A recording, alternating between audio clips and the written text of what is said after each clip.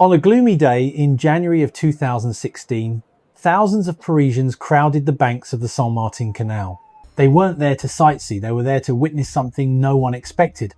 The most famous canal in Paris was being drained. For the first time in 15 years, nearly 90,000 cubic meters of water were slowly receding, exposing the canal bed to the light of day. And what appeared beneath wasn't just mud and fish, it was a history that people thought was buried forever. But before we talk about the things lying at the bottom of the canal, let's ask a question that few people ever stop to consider. Why does Paris have a canal running through the heart of the city?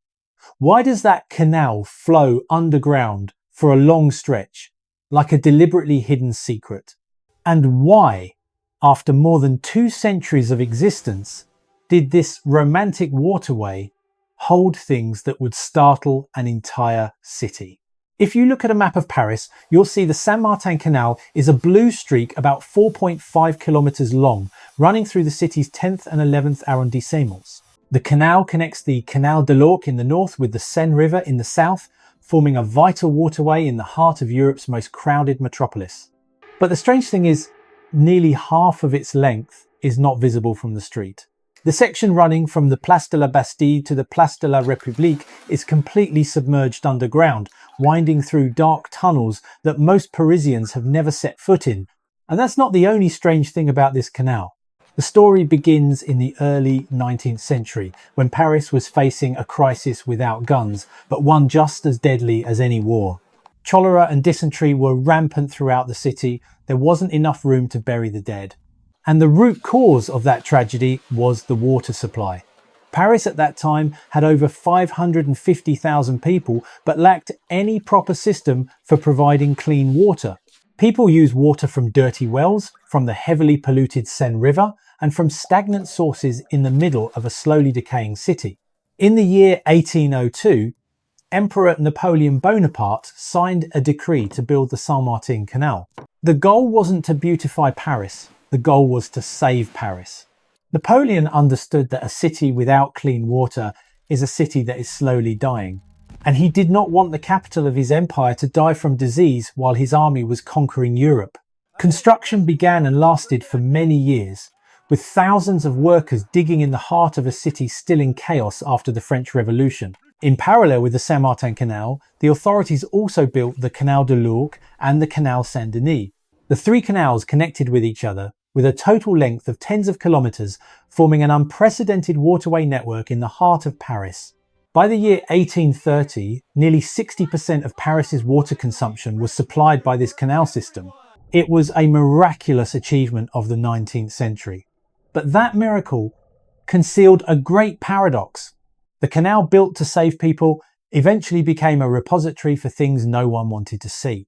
But before we get to that point, let's understand why the Saint Martin became so special, not just to Parisians, but to the history of a civilization. The section of the canal that flows underground beneath the Place de la Bastille is no coincidence. Bastille is a name that carries the scars of French history. On that very ground, in the year 1789, the people of Paris stormed the Bastille prison fortress, igniting the bloodiest revolution in European history. That event not only overthrew the French feudal regime, but also shook the entire political order of Europe for centuries to come.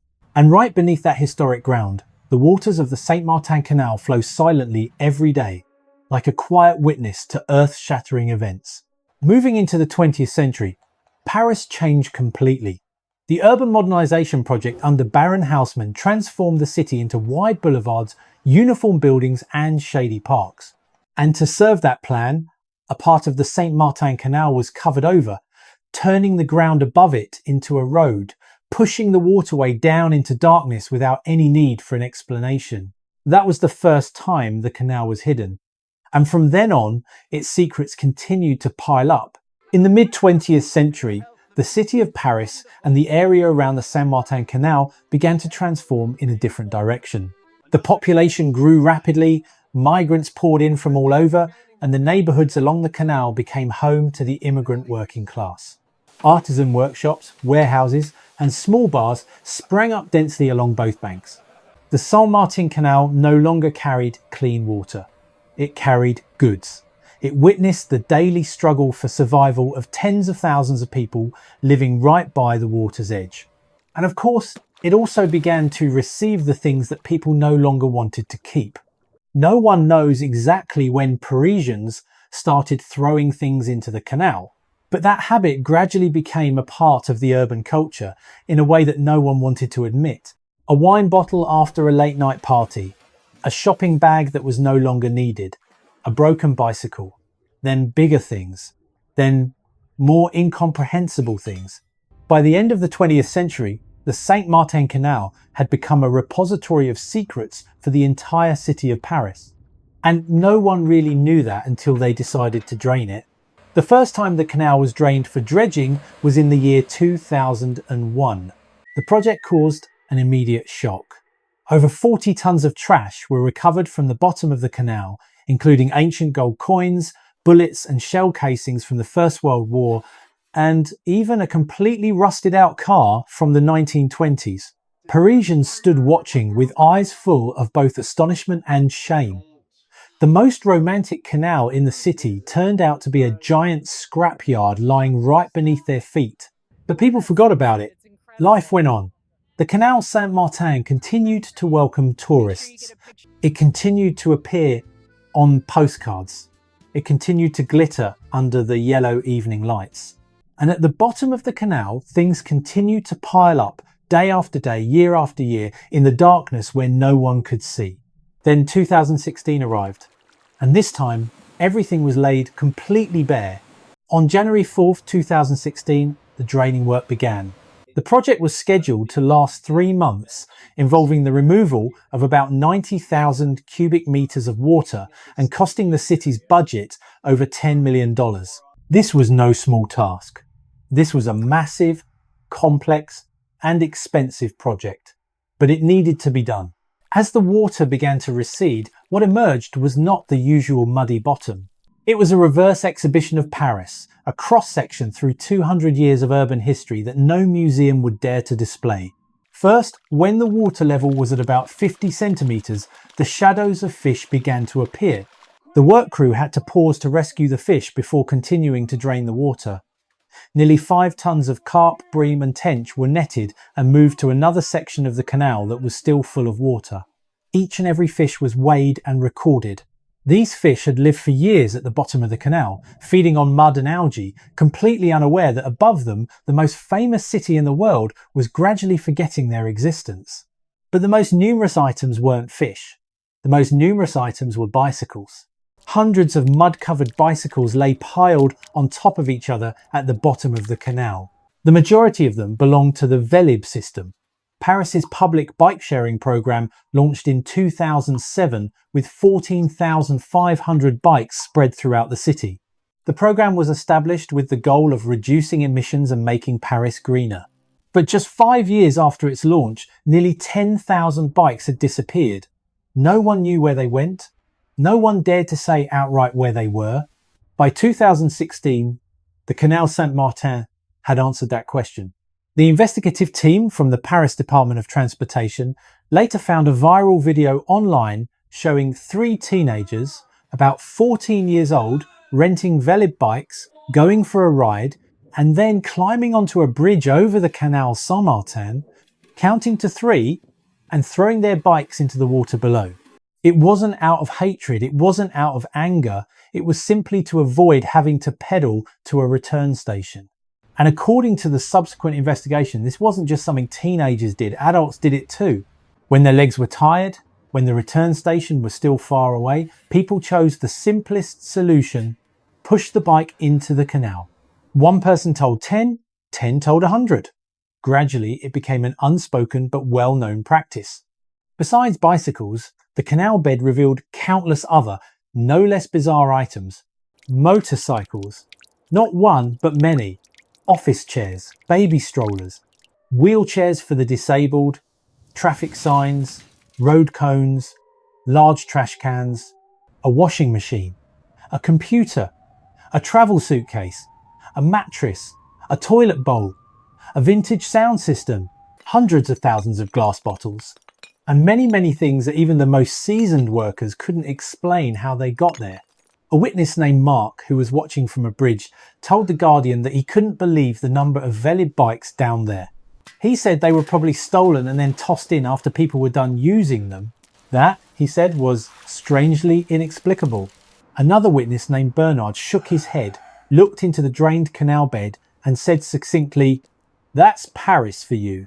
Filthy." And it seems to be getting worse. But the most remarkable thing wasn't the bikes or the strange objects. What's remarkable are the stories behind them. The bottom of the Canal Saint Martin didn't just contain trash. Down there were also the traces of human lives. Paris police investigation files record dozens of accidents and incidents related to the Canal Saint Martin. A drunk person falling into the canal with their bicycle. A robber pursued by police throwing their bike into the water to escape. And then there were the despondent people who chose the Canal Saint Martin as their final destination, along with the bicycle that brought them there. The police would usually only recover the person. The bicycle, however, remained at the bottom forever. It's a part of history that no travel guide to Paris dares to write. While the draining work was underway, the area around the Canal Saint Martin was undergoing another, quieter transformation. The working class neighbourhoods along the canal banks were gradually being replaced by trendy cafes, art galleries and creative spaces. Young, affluent Parisians came to sit by the canal in the afternoons, drinking wine and discussing literature. The real estate prices in the 10th arrondissement around the canal had risen to $9,000 per square metre. The walls on both banks of the canal are covered in colourful graffiti by street artists. And tourists flock here to take pictures and post them on social media, calling it one of the most beautiful corners of Paris. Beautiful, romantic, poetic. But just beneath that sparkling surface are tons of trash, waiting for the next time the canal is drained.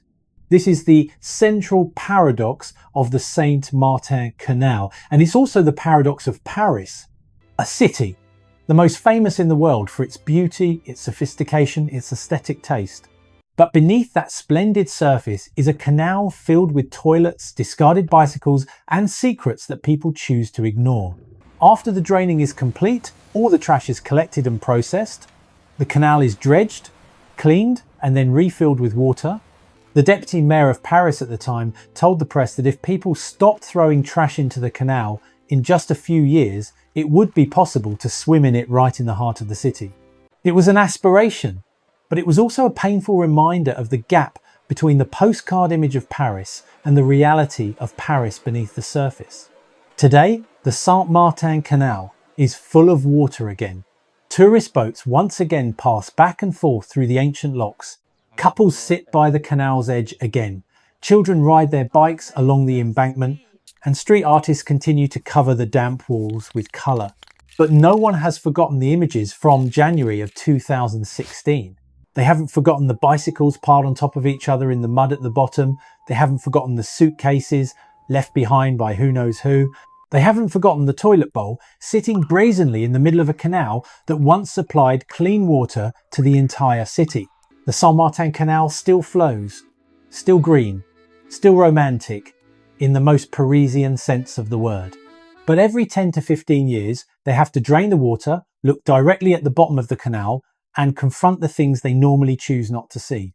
And perhaps that is the real lesson this 200-year-old canal offers, not just to Paris, but to any city in the world.